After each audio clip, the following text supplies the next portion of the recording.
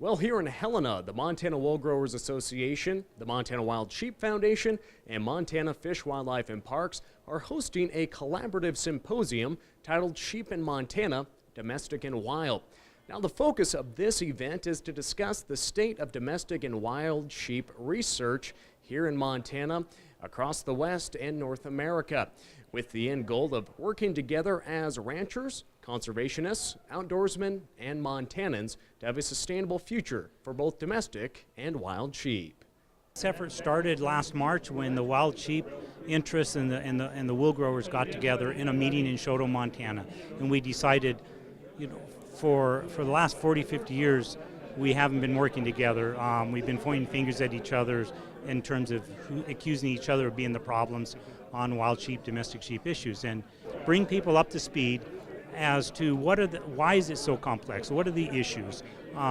In an information where a way they can inform themselves.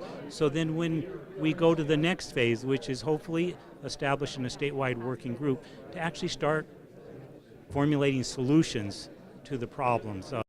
It's mind-boggling, really, for a layman to hear all of this, and that this research has actually been done, and that maybe it's been taken out of context here or taken out of context there, and hopefully with all of this and the people that truly understand this research can come together and we can find a common denominator in all of this and some resolve to the issue.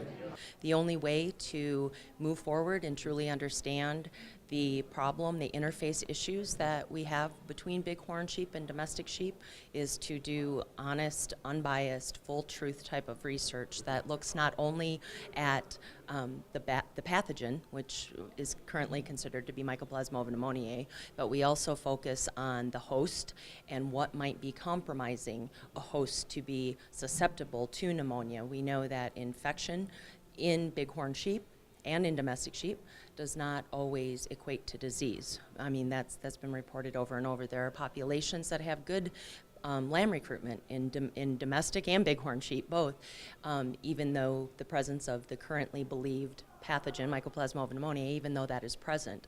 So there's more to it than just bug-introduced disease. Well, I would hope that, and I guess I've created a new word, that we take litigational science off the table. We have basically two factions here. We have a wildlife faction and a domestic faction. And what we do best is we manage each of our own entities, and that's all we want to do. In ag culture, that's all we want to do is what we do. And just leave us alone, let us do it, and let's get this issue off the table so that we can move on. Reporting from Helena at the Sheep Symposium, I'm NORDLUND.